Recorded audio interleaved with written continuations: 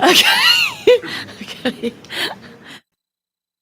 Welcome to the November 3rd, 2021 Curriculum Committee meeting. We have Mr. Sods on the line. I'd like to call this meeting to order, beginning with the approval of the agenda. Motion to approve the agenda. Second. All those in favor say aye. Aye. Aye. And now we have approval of the meeting minutes from September 23rd. Motion to approve the minutes. Thank you. Second. Okay, all those in favor say aye. Aye. Aye. Okay, items for discussion and action. We'll kick it off with social studies curriculum update for the third grading period. Good morning. Thank you all for being here. And just like we've done in the past, we are continuing to move through our new social studies curriculum as passed by the state and then applied by Union County Public Schools. And so our team is here again this morning. And so I'm going to turn it over to Dr. Rogers and her team to take us through the secondary third 6 weeks. We approach the end of the semester. We need to work on getting these approved so that our teachers can teach them. But to walk us through that, Dr. Rogers. Good morning.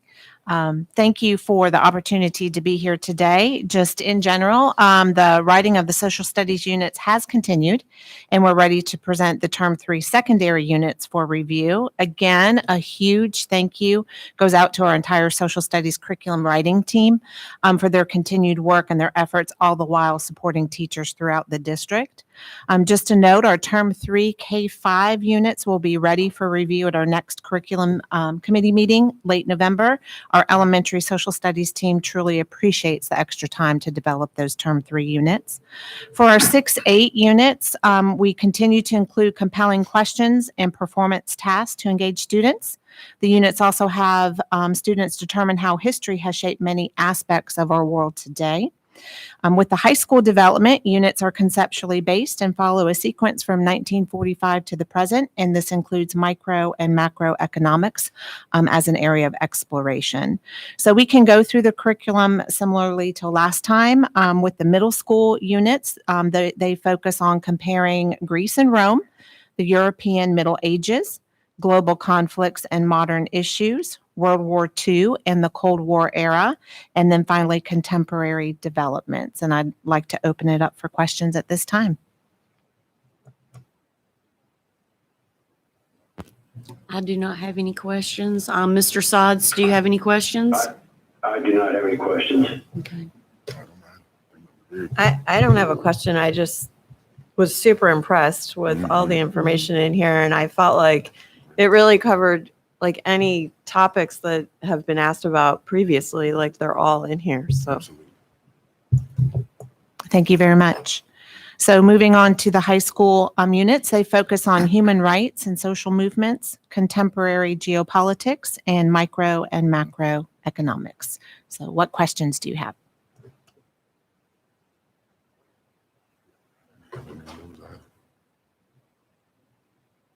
Again, no questions, but phenomenal job to the social studies team. I agree. So we just really appreciate you sharing this information with us so that when we get questions in the community, we have a better understanding of what their children can expect in the classroom. So thank you very, very much. Thank you. Much appreciated. Okay, thank you. That brings us to the IB program expansion plan. Good morning, everyone, and thank you, board, for your ongoing support. So as the board knows, and as the general public, I think, understands, Union County Public Schools for a long period of time has had an outstanding hallmark international baccalaureate program at Marvin Ridge High School.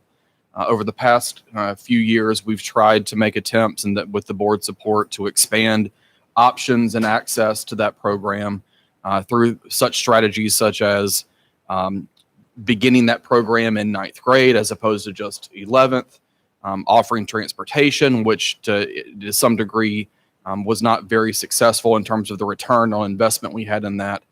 And over the course of the past few years, we've really been trying to figure out how to expand International Baccalaureate. I believe a few years ago, we had a similar conversation, but at another high school. That didn't really seem to have the best fit. Today, our staff is here to present a recommendation to go to the full board for a more centralized approach to IB expansion, where we already have transportation. I do want to say, too, that when the staff analyzed the work of the CAC for Diversity, one of the strategies and recommendations from that was to expand IB. We agreed with that, and we talked about that back in June. And so I want to make that connection as well, that the proposal you're going to hear today, we really believe will give more of our rising ninth graders more access from an equitable standpoint to a high rigorous IB program.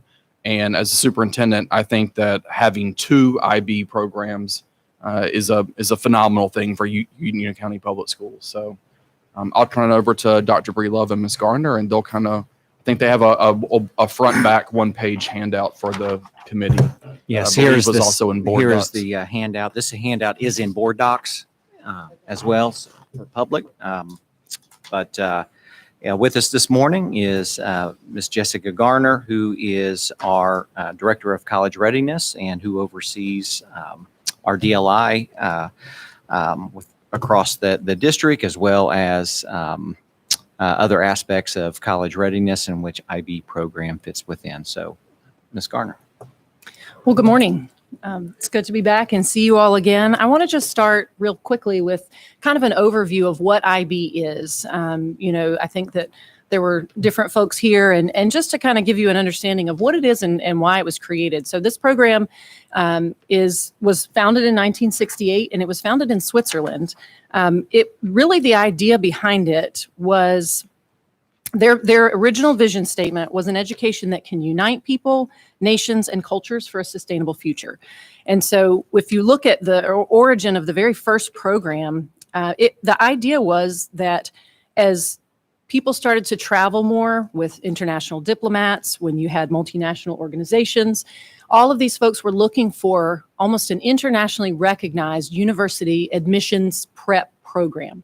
And so that's really where the IB program came from. So it really truly is the idea of creating a rigorous academic track that will help prepare students for university admissions no matter where they want to go, whether that's here in the United States or any country around the world. So that was kind of the origin of it.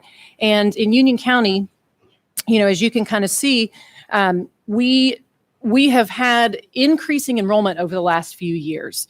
With the board's blessing a few years ago in 2019, we welcomed the first group of ninth graders into the IB Pathway program.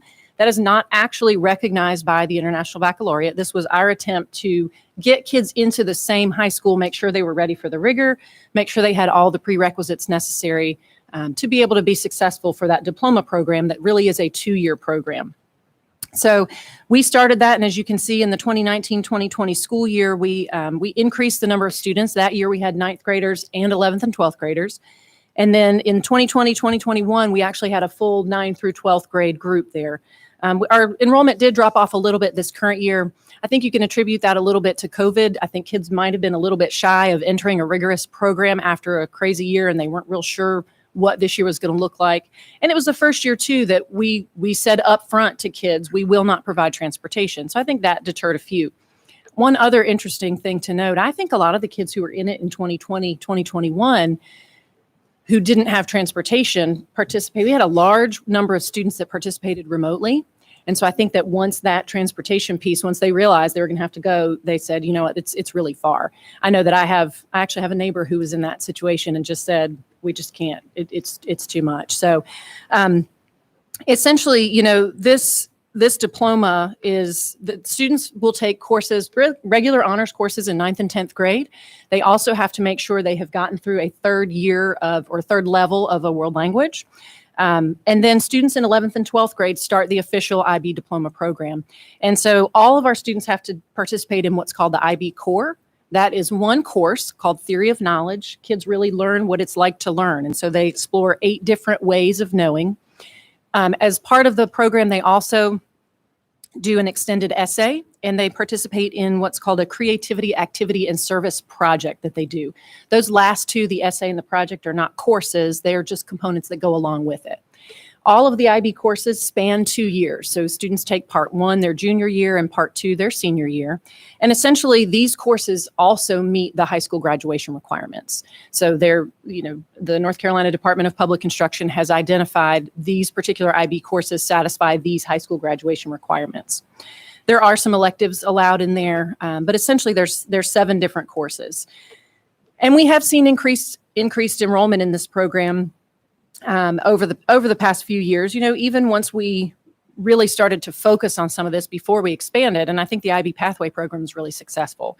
But we do know that there have still been limited numbers of students from outside the Marvin Ridge attendance zone who have been able to access the program, really just because of their geographic location.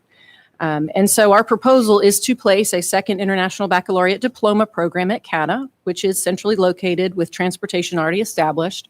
And we would be looking at annual enrollment not to exceed 50 students. So 50 students per year. Once the program was fully articulated in 4 years, it would be an additional 200 students there. So on the back of the handout, you can see the timeline. So we are seeking board approval this year. We would like to go ahead and get the principal of CATA trained so that she understands the program and can really help us lead that. We would also submit our application for candidacy, which really starts the relationship with the IB organization. And when you do that application for candidacy, they then work very closely with you to make sure that you're putting all the pieces that you need to in place to be sure that you're ready to be authorized down the road. It's a multi-year process. So we would look to do the lottery this spring for current 8th grade students to enter the Pathway program. So we don't actually need IB's approval to have 9th graders next year because, again, they would be in our own Pathway program. That is the class of 2026. It's crazy. Then next school year, those 50 9th graders would enter CATA in the IB Pathway program. And keep in mind, their courses in that 9th grade year would be math, science, social studies, language arts, world language, and then health and physical education, and then they would have an option for 1 additional elective. We would start working with that IB consultant. That consultant would visit CATA. They would visit with our district leadership and kind of talk about the process and help us really just get that application ready to go, that final application. We would also start providing professional development for our teachers. That will be done through the IB organization. And then in the 2023-2024 school year, we would hope to have all of our teacher professional development complete. We would apply for the official authorization at that time, and we would have a verification visit that summer. Now, before that visit, of course, the consultant is going to make sure that before we have that final visit, that we have addressed any findings, any issues that they have seen. That visit is usually kind of the rubber stamp to say, okay, you've put everything in place as you've worked through this application. So we would hope to get our official authorization in that summer of 2024 so that those class of 2026 kids in the 24-25 school year as juniors would be able to officially start with the IB diploma program. So that's kind of what this looks like. And of course, we would start with 50 kids in 22-23, and then we'd add a freshman class each year. As far as funding considerations for this current school year, there is no local impact. There is an application fee for candidacy, but that is easily covered within existing budgets. And then the 22-23 school year, we would be looking at approximately $20,000 for things like training, IB fees, course materials, and this would be paid for out of a combination of federal, state, and local funding, with the majority of it honestly coming out of federal funding. We have a goal in our Title IV plan that is to expand rigorous opportunities for coursework for students, and IB fits right into that goal, and there is funding to cover that. We've been covering training for IB teachers and AP teachers out of that funding, and it would continue to provide additional funding to expand the program. So are there any questions about this plan? The first question I have, first off, we've been asking for this for many, many years, so I'm extremely happy that we're talking about this today. I do want to make one clarification as far as transportation. We did put that into the budget a few years ago, and we offered transportation, but we had very, very low response to students accepting that opportunity. Absolutely. And so, so I just want to, clear the air a little bit, that it wasn't for lack of us, putting money into the budget to get students there. I just think it's really, really hard, for students to leave their home school to go to the opposite side of the county. So, we tried it. We did. And it didn't work. So I'm very excited about this CATA opportunity. So the first question that I had, when you say principal trained, Mhm. are you talking about a new principal that would oversee IB, or the current principal? The current principal. Okay. Yeah. Yep. No, it would essentially become another academy at CATA. Perfect. Yep. And so she would oversee it the way that she does. the others. Fantastic. So she would receive, or she or he or the principal would receive professional development, or do they receive some kind of certification from IB to do I'm this? not sure about certification, but one of the requirements from International Baccalaureate is to have the headmaster or the principal Mhm. actually go through some kind of administrative training to make sure they understand the principles behind International Baccalaureate. And so that cost is in the 20,000? It- Because that's, Mhm. honestly, that seems really low to me. It is. It's part of, well, for this year, there's already money in the Title IV plan that would support that, the federal funding. So that would not have any local impact this year for her Is the training. application fee in the 20,000, or, because it just, For this current school year, no, for 22, 23? Yes, ma'am. So it Mhm. says training IB, so Yes, the ma'am. application itself is in there too? yes, ma'am. Are we going to have to hire additional teachers, to add this additional academy? And what year would that happen, and where's that factored in? So, as we add students to CATA, it would factor into their ADM allotment. We would need to add teachers to CATA to make sure that they have enough core teachers. And that may be, something that we look at as they look at overall allotments to schools, but it's not something that would be a standalone separate budget request. Okay, so the last question I have about the teachers, is it, because I know dual language, that has been a challenge. Is it hard to find IB certified teachers, or how hard is it to find teachers that are actually certified in IB, or to get an existing teacher certified? Great question. So, one of the things about IB is when you think about space that's needed, when you think about the type of teachers that are needed, this is really a core language arts, math, science, social studies, world language kind of program. So you don't really need any special types of classrooms. The existing regular classrooms will work. And then really our teachers who are licensed in those 5 content areas, any of those teachers could be also trained to become IB teachers. So they would go through training. We send teachers from Marvin Ridge High School every year to get training, whether it's a refresher training to make sure they're staying up with the latest in IB, or whether it's new teachers trained. So all of that could be covered out of federal money with training for expansion. And it's, the trainings, from what I understand, and at some point I'm going to go and attend one of those trainings, but my understanding is that they're very good trainings. It's a week-long training that the teachers attend, very similar to what an advanced placement teacher would go through. And then they have ongoing professional development at the school as the program kind of works together. There is an IB of North Carolina kind of association. Marvin Ridge is a part of that, and they have meetings for the head of school, for folks that are involved in that. So there's kind of a network of support that helps with their continuing training.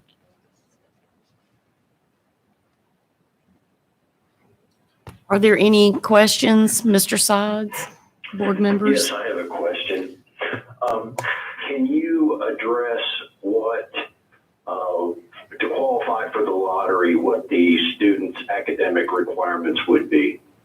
So last year, to get into the pathway program, students had to have an average score across all of their classes of 70%. We did not use test scores last year. And we really wanted to make sure that we were including kids. IB is a program that really, if a student is willing to challenge themselves, as long as they are right around that C average, they are willing to take them in and work with them. So last year it was a C average for 7th grade and a C average 70% at the end of first semester of 8th grade. And within that average, you also could not be failing any courses. So those were the stipulations for last year. Previously, they had required students to get a level 3 or higher on their 7th grade end of grade test scores. We did not use those last year because there was no testing in 7th grade. And so we're still in conversations. In fact, I met with Ms. Morris yesterday to kind of talk about these entrance requirements and looking at what makes the most sense for this year. Okay. And could you elaborate on how we will market this program or educate our 8th graders the availability of this program at various middle schools? Absolutely. So one of the things that we've done for the last couple of years, and we would take a similar approach to this and probably do a little bit more this year because this is new, is we have taken representatives from all of our special program schools, CATA, Early College, Health Sciences Academy, and the IB program. We've taken representatives to our middle schools to do presentations. Last year, that was virtual. They have asked if they can go back face-to-face this year, which I think is a great idea. So we will go and meet with 8th grade students. We meet with all 8th grade students. And then, of course, because this is part of CATA, it would fold into their CATA crawl. So they would have a specific night for that this would be part of the CATA crawl, where they could hear more about the program and what that looks like. And then, depending on the need, we would obviously we would use social media outlets. We also have these wonderful courses that we have gotten a lot of traction with this year that all of our high school students have. But I don't know if that would be the best. Well, we probably wouldn't use those because we're looking at rising 8th graders. So, things like Peach Jar, we could send flyers about all of these school choice programs, social media, and then those 8th grade meetings, I think, are crucial. We would also have a representative at our high school programs expo to talk about the program and what that looks like on that Saturday that's coming up. So in December. So I think, we would work hard to get the word out to 8th grade families that this would be a new option at CATA. And to be clear, this is not an option for a student currently enrolled in an IB program at Marvin Ridge to transfer into CATA. It is for rising 9th graders to begin the program, correct? That's correct, because we won't have a program for 10th through 12th graders next year. It would only be for 9th graders. So yes, that is correct. So the students who are currently at Marvin would finish there, and then this would start for rising 9th graders. Thank you. Gary asked most of my questions, so that's good. The counselors, I know at CATA, they have, they're assigned by academy. So then would whoever that counselor be, maybe even get training or collaborate with the Marvin Ridge counselors? Absolutely. Yeah. Absolutely. There is a specific counselor training that IB offers. In fact, we're sending a Marvin Ridge counselor to training this year as well, because we've got some new counselors there. So yes. Okay. And I know foreign language, that's a big, I know, just a requirement to get in. Yes. And so at middle school level, if even 7th graders are interested, they should maybe try to get say Spanish 1 in 8th grade, because that gives them Absolutely. So maybe that's a conversation in 7th grade too. Yeah, absolutely. Okay. Absolutely. I think the other discussions we would need to have would be specific to our middle school principals to make sure they understand beyond just the Marvin Ridge Middle School principal, where most of the kids are coming from. They understand what their requirements are to help guide students when they're making those choices for their schedule for 8th grade. That's going to be another, I think, middle school leveled meeting we're going to have. And we can also have that conversation with middle school counselors as well, as they're working with those 8th grade students to make sure that they understand the program and what the requirements would be.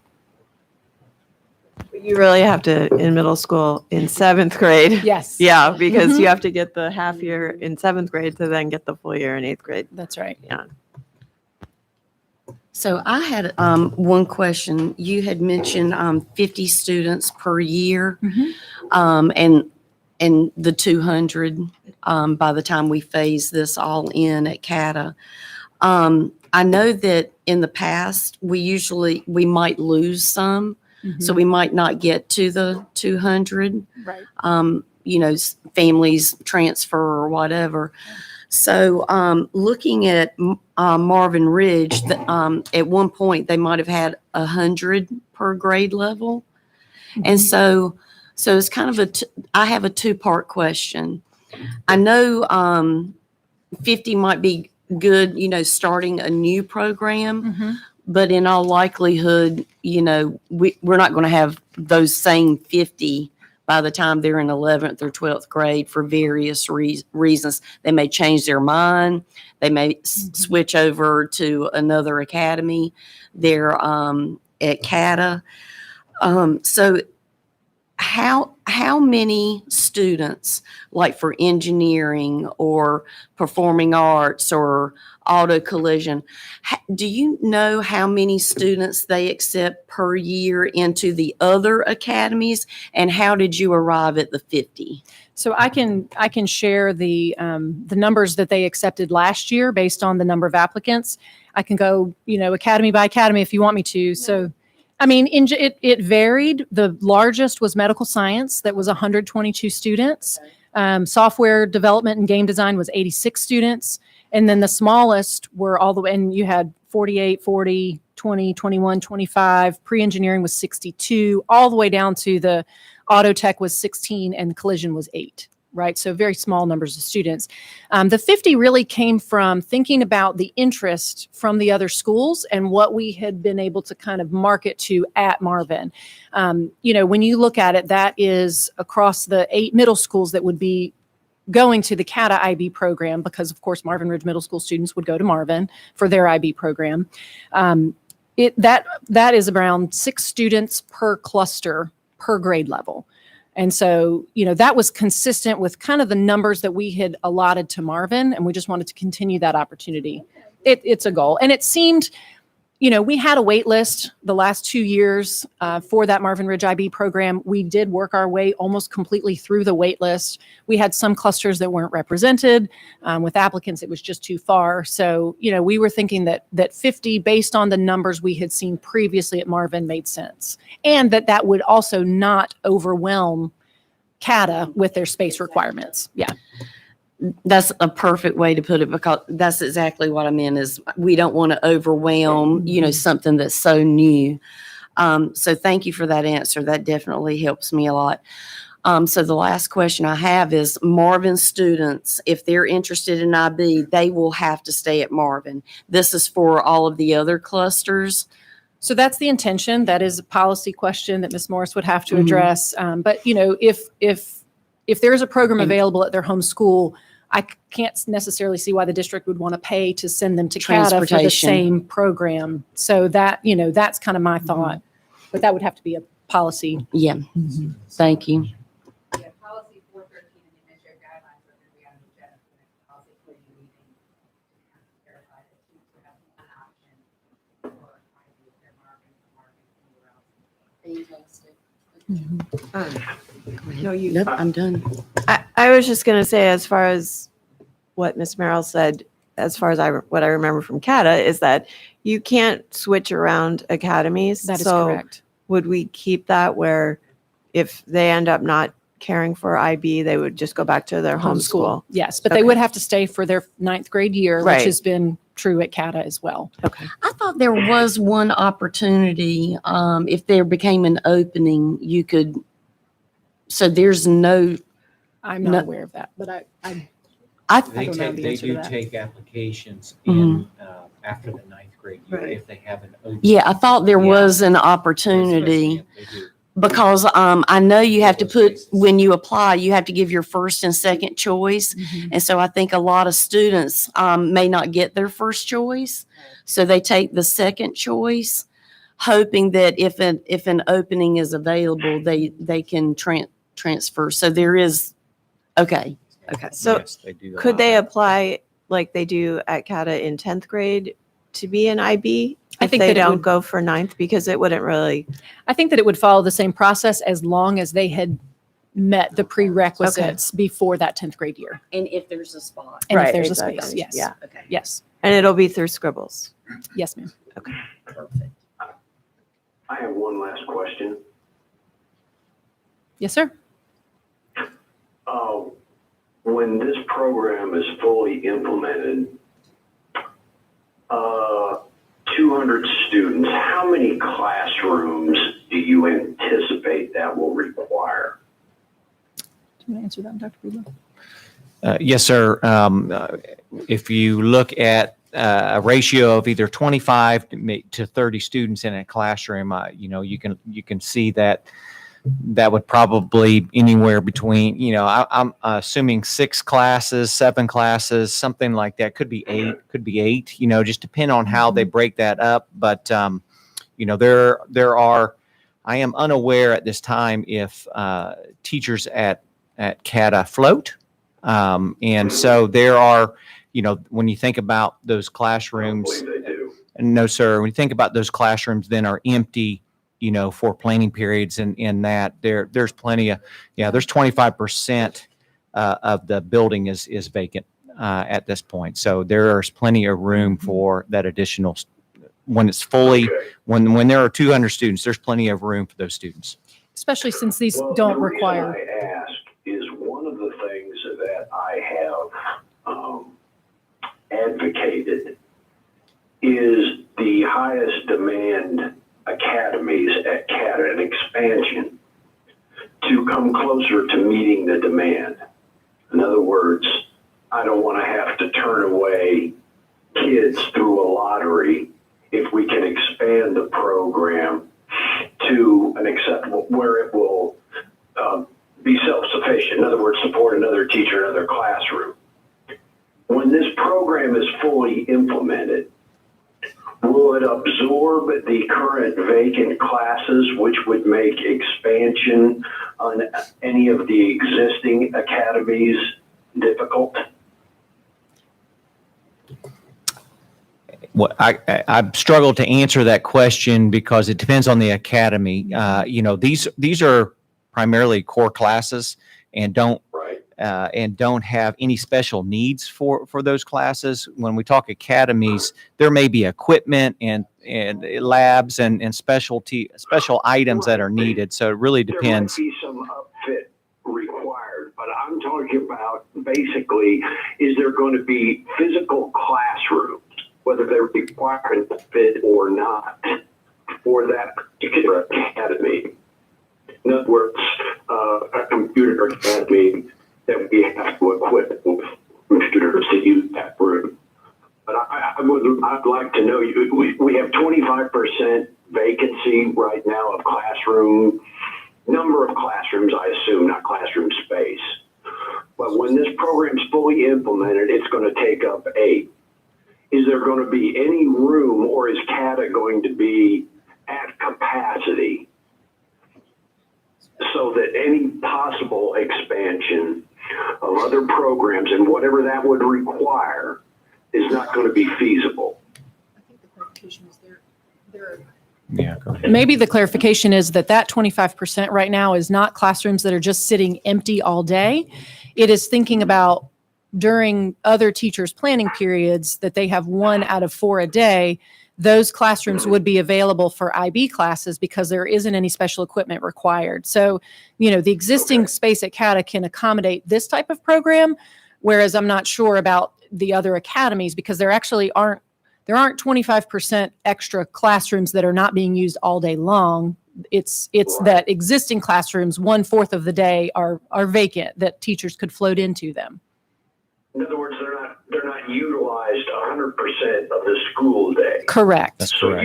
you can increase the utilization of the existing classrooms to absorb the needs of this IB program. That's exactly right. Yes. All right. And this is a 4-year plan. I was going to say, this is also 4 years down the road, Mhm. and there could be other recommendations we make for CATA, whether it's with regard to space or equipment or classroom settings between now and then. So if we see that there is any kind of issue, we'll monitor that along the way and come back to the board if we need to make any additional changes. But we don't anticipate any of those right now. But in our current capital improvement plan, we do not have any planned expansion of classroom space at CATA, correct? That is correct. Okay.